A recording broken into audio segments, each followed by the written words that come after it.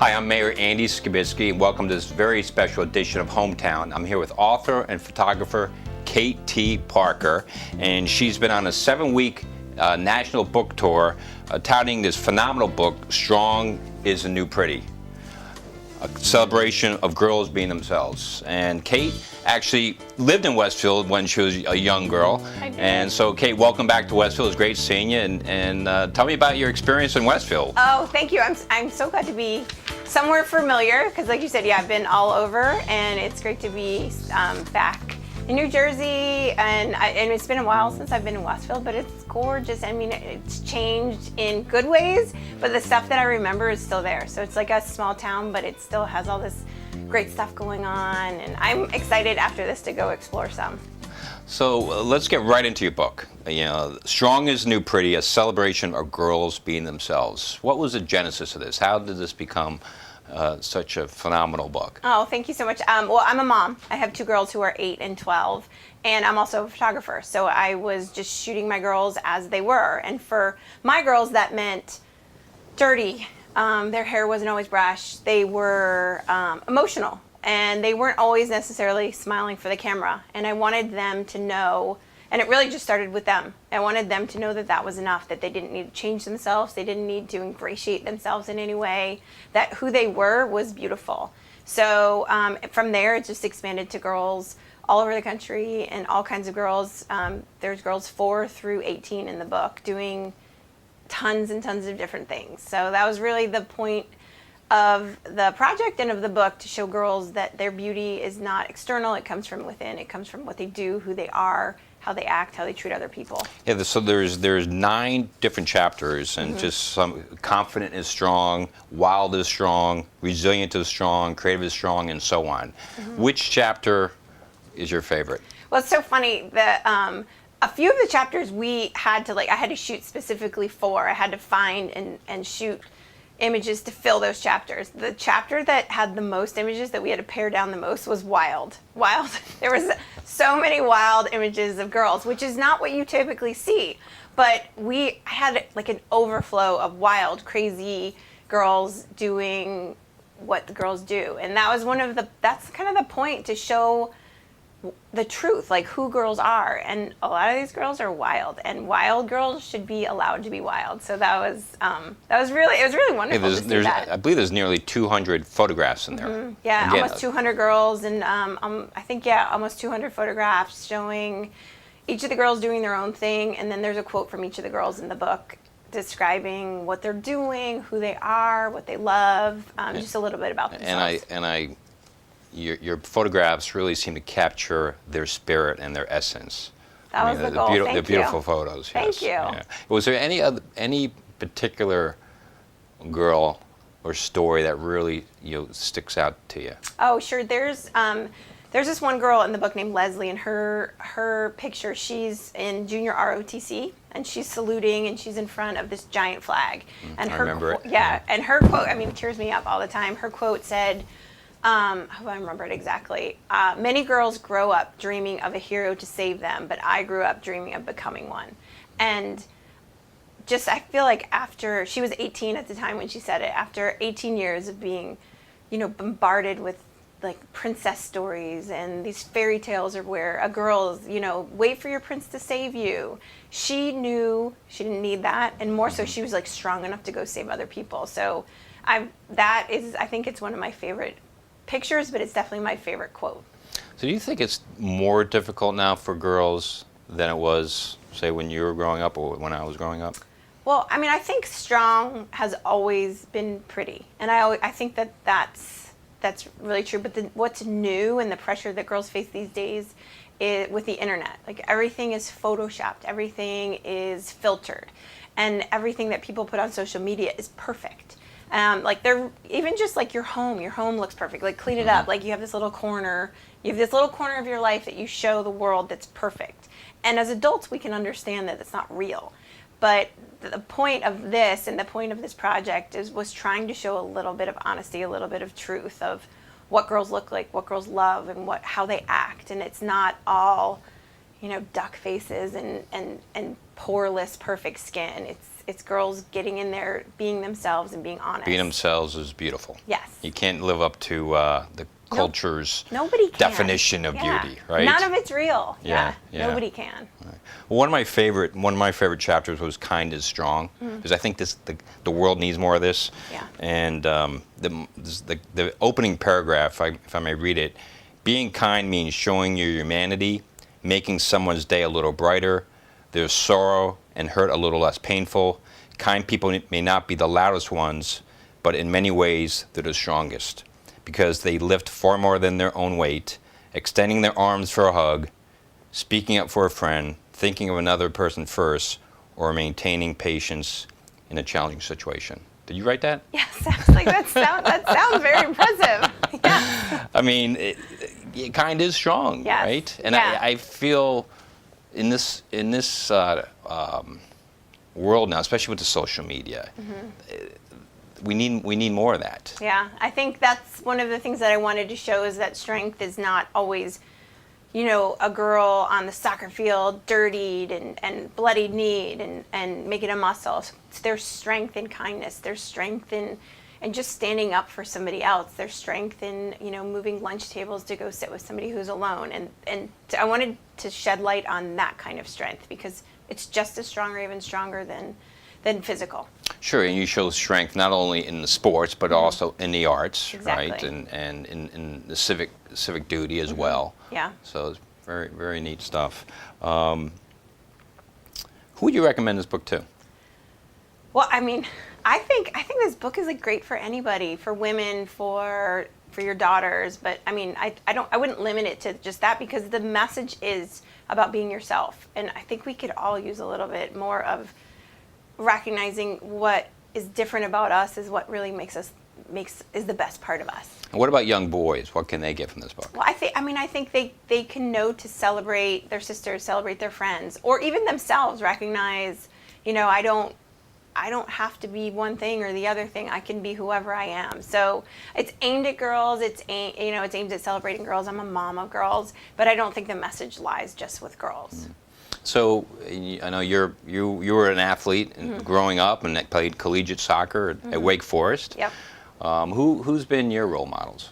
Oh, that's such a good question. I mean, honestly, I have two older brothers that both played soccer. They both played soccer in college, and my whole life, all I ever wanted to do was be like my big brothers. And they were always, pushing me, and they were always pushing me in a way a brother would, not in, you can't do this, Kate, you can't do this, you're a girl. They would always just, it was an equal. I was younger, so I wasn't as good, so I was always trying to run to catch up with them, but they never made me feel like I couldn't do it because I was a girl. And they're just super supportive and still give me a hard time. There's a picture of you in a book as a little child playing soccer. Was that taken in Westfield? Do you know? That was in Gillette. So Oh, I played okay. when we were playing in Gillette. We may have been playing Westfield. I'm not quite sure. Yes, but that was. It's funny, that picture. I cut my my hair. I had really long blonde hair. That was interesting. That was right. I think their first introduction. Yeah, tell Right. that story. So I had hair, long blonde hair, all the way down to my waist, and I wanted to look like my brothers. And I hated getting my hair brushed. I hated the whole process of it. And I said to my mom, I'm like, oh, I want it cut like my brothers, which is essentially like your hair. And my parents never said, girls don't do that, it won't look pretty, or anything. They just said, sure, go ahead. Well, it's terrific that at that age you had the confidence to do that and walk into school, because obviously there's a lot of pressure in school to fit in. Yeah, I thought I looked awesome. I mean, I look back at pictures, it's not the best look, but I loved it. I thought it was exactly what I wanted. So what could a community like Westfield do to make sure that your message sticks? How do we get it out there? I mean, we have, as you know, a terrific community, and our girls in general play all kinds of sports. As a matter of fact, the hockey, the Westfield High School just had their first season for girls hockey, ice hockey. That's awesome. And their fields, our fields are always being played in, so there's we don't have enough capacity as we'd like in fields. And part of it is because so many young girls are playing sports now that perhaps a couple generations ago they weren't playing. I like soccer and softball and field hockey and on and on. So Yeah. it's terrific. I think that's amazing. I think just keep treating it the same. Keep the playing field level. Allow girls the same priority to play on the fields that the boys do, and I think that's amazing that there's a women's hockey team in the high school. In Atlanta we don't have hockey. Really, it'll be coming. Yeah. I'm sure it's traveling down, but I think that's amazing. I'm proud of you guys. That's awesome. So how do your daughters feel? That's your daughter on the cover, right? Yes, this is the my triathlete. Yes, this is my 12-year-old, and it's for them. It's so part of their life. Like, they can't believe somebody would ever say, "I can't do that because I'm a girl." This one just started. They go to a private school, and their uniform is skirts, and she just started a petition because she doesn't want to wear a skirt. And I was like, "All right, you don't want to. You don't have to." Just, I was like, I support you fully. So anything else about the book that you'd want to get out? I actually have a hard copy. I also downloaded it on my iPad through Kindle. So that's awesome. No, I felt a big responsibility to tell these stories of the girls because they trusted me, and I got to be with them, doing the things generally that they loved the most, that they were the most confident doing, and that was probably the most special to them. So I felt this real big responsibility to portray it accurately and honestly, and wanted this to be a positive thing that they were a part of. So I'm just very thankful to the girls and their parents for letting me into their lives a little bit. There's one particular picture, and since you're both of your daughters play soccer, Yeah. right? And of course you played soccer. Yes. At Wake Forest, not too bad. But this particular picture of Jules, I don't know if you remember. Yes, yeah. Age 9. I coach that team. Oh, really? Yes, she's on my younger daughter's team. And her quote is, "Playing soccer isn't about looking pretty. It's about wiping away the tears, wiping away the blood, getting hugs from your teammates, and getting back on the field as soon as you can." Jules, age 9. Yeah. Yeah, she took a ball to the nose, and it was one of those that just gushed everywhere. And it was funny, her dad and I were racing on the field to see who could get there first. And I fully expected her not to come back in. I wasn't pushing her because it was a lot of blood. And she was like, "Hey, Coach Kate, I'm ready to go." And I was like, "All right." I was just so I was so proud of her. And then afterwards I was like, "I gotta get a picture of this. You look so tough." Right. She's covered in blood, and blood on me, blood on her dad. But it's such a moment for her to look back on, to be like, I could have sat and I could have not gone back in. I could have been afraid, but I didn't. I went back out, and it's such a victory, Well, a lot of the quotes had to do with team and family and sisterhood, and Yeah. it was really neat. Yeah. Yeah. Oh, thank you. And I remember another picture, and I don't know if I have the woman's quote here, the young woman's quote. Yeah, this was in the chapter "Joyful is Strong," and Grace, age 12. I'm sure you remember Grace. Oh, Grace, yeah. "Cancer stole part of my leg, but not my joy. I choose happiness. Being happy is my superpower." Yeah, Grace is probably one of my favorite stories in the whole book. She had, she was a runner before, and she was really fast and really strong and very talented, and then had cancer in her leg, and she had this thing called a rotationplasty, where your ankle joint becomes your knee joint, because if you amputate above the knee, you won't be able to run again because you won't be able to move it. And so she has a joint, and while she's waiting for her leg, she's swimming, and she's swimming for the Paralympic team, and she is amazing. I follow her and her mom on social media, and they are, because they're local, they live in Atlanta, and she is, all of these awful and really horrible things have happened to this young girl, but she just moving around them. She's just, I still want to be an athlete, and figuring out how to be, it's such a lesson for everybody. All this really hard stuff has happened to her, but everything she's greeted with grace. It's a perfect name for her. Grace and humility and positivity, and she just keeps sailing forward. Wow. Yeah, she's amazing. That's phenomenal. Yeah. We just hosted a forum locally on bullying. Oh, wow. Is that something that Yeah. when you met with these girls that they experienced or talked about? Yeah, one of the girls' quotes one of the girls' quotes said something about finding the strength to move from a lunch table where she thought were her friends were not her friends anymore. And so we talk a little bit about that. When I give speeches at schools, I talk a little bit about how sometimes that's the hardest strength of all, because at 11, 12, 13, it's so hard especially for girls. I feel like, it's just this sort of passive aggressive meanness, and to be able to sort of stand above it and rise above it and to recognize your own worth is really hard, and to teach our girls that they don't have to stand for that friends don't teach friends like that. And also with social media, that the things, how things are interpreted, and that bullying is so much easier now to do. I mean, if you were at home when we were young, you were fine, but at home it's just constant now. So I know I was with my own kids, I just stressed kindness and compassion and reaching out. It's so sad when you think about it. Going to school should be a safe place, and a great environment to learn and love to learn. Yeah, and if school was tough, home is at least safe. Right. And now there's nowhere, because you can get texts. So what do you tell parents how to avoid those tough years in middle school? Because I know bullying still goes on at the high school, but it seems like a lot less. Yeah. It seems like once the children get to the high school level, they're sort of more mature, and they're more open, and they sort of see perhaps, I guess, more mature. They know how to behave and know how to treat each other. Not everybody, but the great majority of there students. might be exclusion, but there's not the bullying. Right. And I'm not an expert at this at all, but I think the things that you can just teach your kids is give them as much confidence as they can, going into those tough years, because you see their confidence dip, especially with girls around puberty.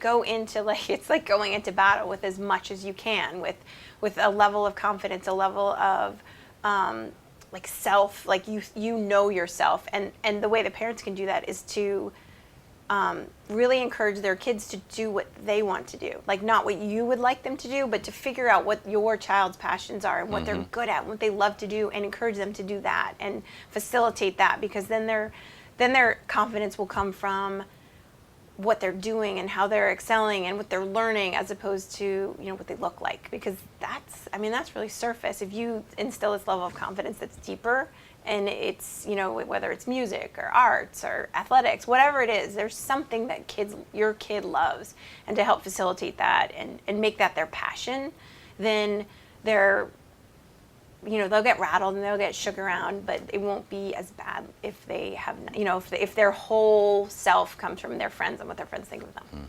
It's hard, though. Okay, I applaud your book. You're certainly going to help make the world a better place. Oh, that's for sure. And I know you've been on this 7-week nationwide tour, and this is your last week of your book tour, right? Yeah. I'm glad you ended in Westfield. You're one of your original hometowns. I know, that's very nice. Yeah. So what do you think of Westfield? I love it. I'm so excited to be back. I'm excited to go back to the places that we used to go as a family, going to see my house on Dorian Road. Right. But I'm really thankful. It's funny. I have friends coming in that I grew up playing soccer with that are coming. Oh, very nice. So no, I'm very excited. Very nice. Well, we hope you come back regularly. Yes. And I hope you have maybe a second book coming out. Yeah, that would be great. So again, Strong is the New Pretty, a celebration of girls being themselves by K.T. Parker, former Westfielder, now lives in Atlanta, outside Atlanta, but it's great to have you in Westfield. Oh. This is a wonderful book. Thank you. I encourage everyone to read it, whether you have boys and or girls. I think it's a terrific message for everybody. Thank you. And thank you for visiting TV36, and